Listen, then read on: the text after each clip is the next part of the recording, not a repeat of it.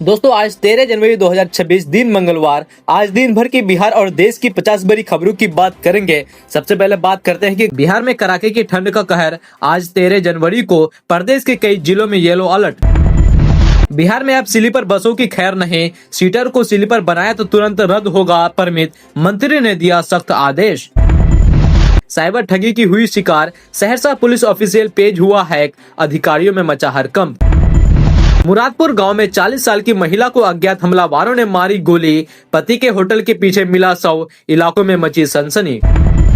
दोस्तों आप बात करते हैं कि बिहार सरकार ने 1 करोड़ युवाओं को सरकारी नौकरी और रोजगार देने की कवायद शुरू कर दी है। इसके लिए बिहार सरकार का कौन सा विभाग रोजगार देने के लिए वर्तमान में क्या कर रहा है और आगे क्या करेगा, इसकी तमाम संभावनाओं और विकल्पों का ब्यौरा तैयार किया जा रहा है। इसके लिए हर विभाग में एक नोडल पदाधिकारी होंगे। जानकारी के मुताबिक नोडल पदाधिकारी नई सरकारी और रोजगार के लिए विभाग की ओर से किए जा रहे कार्यों की जानकारी जुटाएंगे। रोजगार एवं कौशल विभाग ने इसे लेकर राज्य के सभी विभागों के अपर मुख्य सचिव, प्रधान सचिव और सचिव को लेटर लिखा है।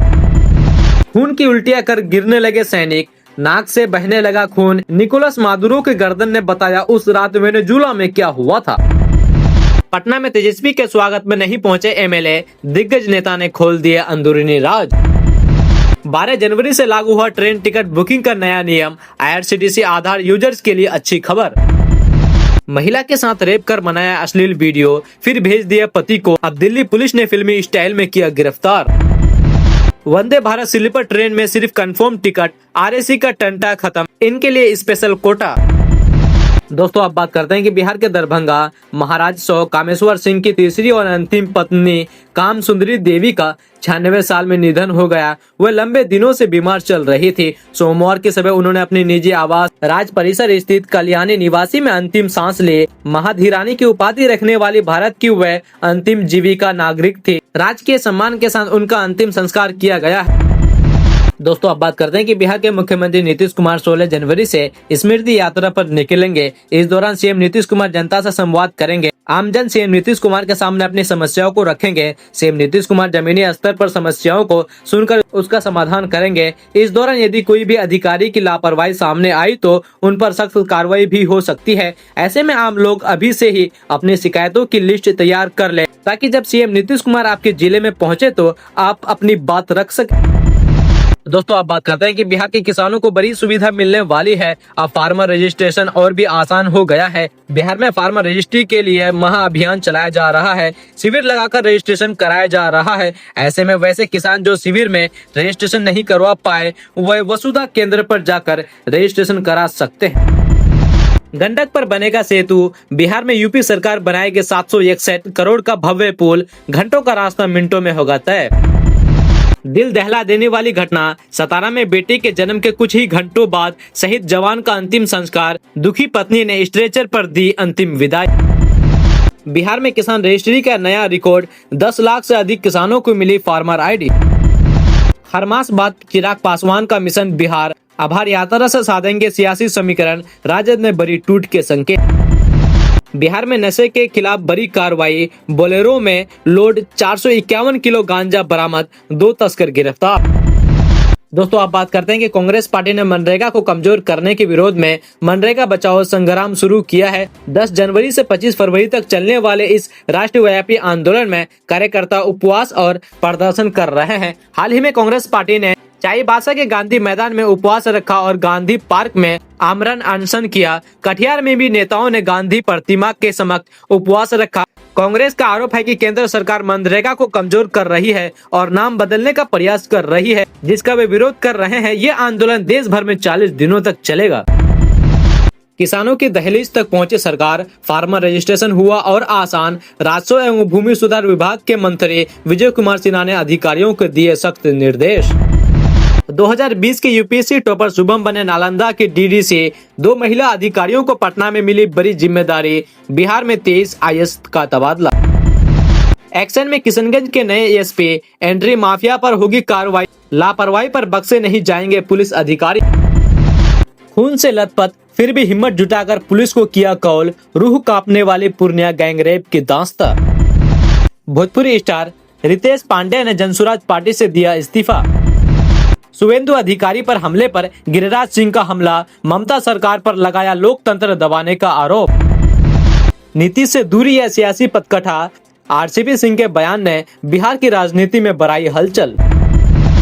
दोस्तों, आप बात करते हैं कि Bihar staff selection commission BSSC की तरफ से इंटर लेवल भर्ती 2026 उन कैंडिडेट्स के लिए एक अच्छा मौका है जिन्होंने 12वीं परीक्षा पास कर ली है और सरकारी नौकरी की तलाश में है। इस भर्ती के माध्यम से स्टेट गवर्नमेंट के कई डिपार्टमेंट में बड़ी संख्या में इन पदों पर भर्तियां की जाएगी। BSSC इंटर लेवल भर्ती को बिहार की सबसे पॉपुलर भर्तियों में गिना जाता है क्योंकि इसमें कम एजुकेशनल क्वालिफिकेशन में एक स्टेबल गवर्नमेंट जॉब पाने का अवसर मिलता है। भागलपुर में कौवों की रहस्यमयी मौत से मचा हड़कंप, 150 परिंदों ने तोड़ा दम, जांच के लिए लैब में भेजे सैंपल। बिहार में बड़े लेवल पर बदलेगी क्राइम रिसर्च की तस्वीर, फोरेंसिक इंफ्रास्ट्रक्चर की ताकत बढ़ेगी 3 गुनी। दोस्तों, आप बात करते हैं कि बिहार के पुणे में एक डांसर के साथ 6 लोगों ने मिलकर गैंगरेप किया। घटना बीते शनिवार 10 जनवरी 2026 की रात की है। इस मामले में एक आरोप मोहम्मद जुनैद को पुलिस ने गिरफ्तार कर लिया है, जबकि 5 अन्य फरार है। युवती की उम्र 24 साल के आसपास होगी। पुलिस इस मामले को लेकर जांच में जुट गई है। पीड़िता के मुताबिक वो ऑर्केस्ट्रा में डांस करती थी। घटना वाले दिन शाम में वो घर जा रही थी। इसी दौरान नेवाला चौक पर एक कार में सवार 2 युवक वहां पहुंचे और जबरन उसे गाड़ी में बैठा लिया। घने कोहरे की वजह से आसपास कोई मौजूद नहीं था, जिसका फायदा उठाकर आरोपी ने उसे अगवा कर लिया। पीड़िता के मुताबिक युवकों ने उसे मुंह पर पट्टी बांध दी, जिससे वो शोर नहीं कर पा रही थी। इसके बाद युवती को करीब 25 किलोमीटर दूर ले गए। पीड़िता ने बताया कि उसे रास्ते में एक बोर्ड डगरुआ लिखा दिखा। तब वह समझ चुकी थी कि वो शहर से दूर जा चुकी थी। कार सवार एक गोदाम में ले गए जहां पहले से 4 अन्य युवक मौजूद थे। पीड़िता का कहना है कि सभी युवकों ने मिलकर उसे जबरन शराब पिलाई और फिर बारी बारी से सबने उसके साथ रेप किया। घटना को अंजाम देने के बाद 5 आरोपी बाहर से गोडाउन का दरवाजा बंद कर फरार हो गए, जबकि एक युवक नशे में धुत वहीं सो गया। इसी बीच उसको मौका मिला और उसने आरोपी के मोबाइल फोन से डायल 112 पर कॉल कर पुलिस को पूरी घटना की जानकारी दी। डगरुआ थाने की SI पूर्णिमा कुमारी ने बताया कि डायल 112 से सूचना मिलते ही पुलिस युवती के गोडाउन का दरवाजा बाहर से बंद था, जिसे तोड़कर पुलिस अंदर आ गई। कमरे में शराब की बोतलें थी। एक युवक नशे की हालत में पड़ा मिला। युवती को तुरंत GMCH में भर्ती कराया गया। अस्पताल में उसका बयान दर्ज किया गया। पुलिस ने इस मामले में आरोपी डगरुआ निवासी मोहम्मद जुनैद को गिरफ्तार किया। बाकी आरोपियों की गिरफ्तारी के लिए छापेमारी हो रही है। बागपत में दोस्ती का खौफनाक अंत, 30 लाख न लौटाने के लिए रेलवे कर्मी को उतारा मौत के घाट। अवैध कब्जा बर्दाश्त नहीं, भू माफियाओं के खिलाफ जारी रहेगा एक्शन, जनता दरबार में बोले CM योगी। नीतीश की स्मृति यात्रा से पहले कैबिनेट की बैठक, रोजगार बुनियादी ढांचा पर रहेगा फोकस। कम खर्च ज्यादा उपज, ड्रोन छिड़काव योजना से किसानों को होगा सीधा लाभ। दोस्तों, अब बात करते हैं कि मुख्यमंत्री महिला रोजगार योजना के तहत बिहार सरकार द्वारा जीविका दीदियों को 10,000 की सहायता राशि देने की घोषणा लगभग अपने लक्ष्य के करीब पहुंच चुकी है, लेकिन 11 लाख से अधिक महिलाओं को अब तक इस राशि का इंतजार करना पड़ रहा है। इसकी सबसे बड़ी वजह KYC से जुड़ी तकनीकी और दस्तावेजी समस्याएं बताई जा रही है। नीतीश कुमार की इस महत्वाकांक्षी योजना से ग्रामीण महिलाओं को आर्थिक मजबूत देने का लक्ष्य है, लेकिन भुगतान प्रक्रिया में आई रुकावटों के कारण बड़ी संख्या में लाभार्थी महिलाएं परेशान है।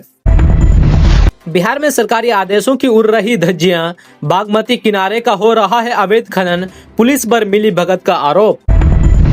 दोस्तों, अब बात करते हैं कि पुश्तैनी जमीन पर किसानों के लिए एकीकृत डिजिटल पहचान पत्र बनाने की राह मुश्किल है। विभिन्न सरकारी योजना से जोड़ने के उद्देश्य से शुरू किया गया किसान रजिस्ट्रेशन कार्य कुछ किसानों के लिए राहत की बात है, तो कई के लिए नई उलझन लेकर आ रहा है। फार्मर ID यानी डिजिटल पहचान पत्र के लिए पंचायतों में लगातार आयोजन हो रहे हैं कि किसान पंजीकरण शिविरों में भारी भीड़ उमड़ रही है, लेकिन तकनीकी और दस्तावेजों की बाधाओं के कारण अधिकांश किसानों मायूसी का हाथ लग रही है। किसानों की परेशानी की सबसे बड़ी वजह है उनकी जमीन की पुरानी जमाबंदी, जो आज भी उनके पुरखों के नाम से दर्ज हैं।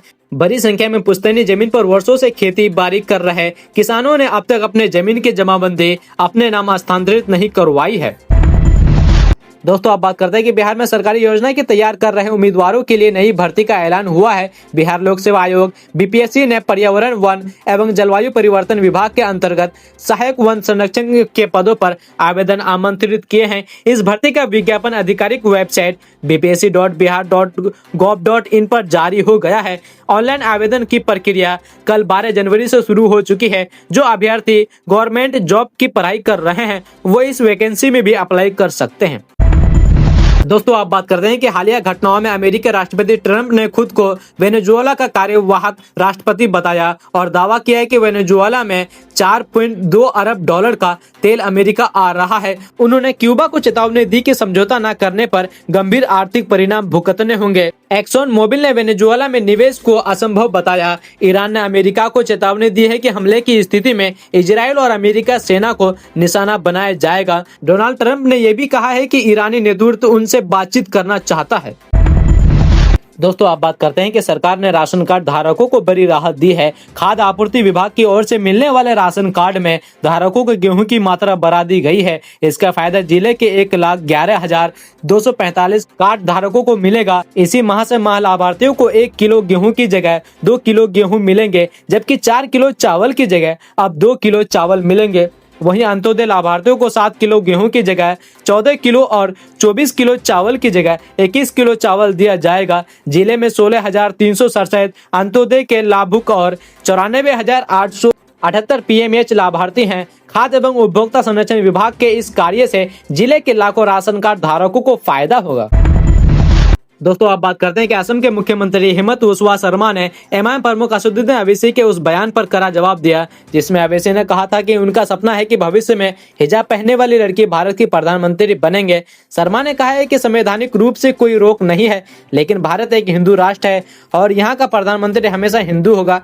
उन्होंने कहा है कि हमें पूरा विश्वास है कि भारत का प्रधानमंत्री हमेशा हिंदू व्यक्ति ही होगा। बीजेपी प्रवक्ता ने भी ओवैसी के बयान पर प्रतिक्रिया देते हुए चुनौती दी कि पहले अपनी पार्टी में हिजाब पहने महिला या पसमानंदा समुदाय के किसी सदस्य को अध्यक्ष बनाए, उसके बाद प्रधानमंत्री बनने का सपना देखे। प्रवक्ता ने कहा है कि संविधान में कोई बाधा नहीं है, लेकिन पहले वोट जीतना जरूरी है।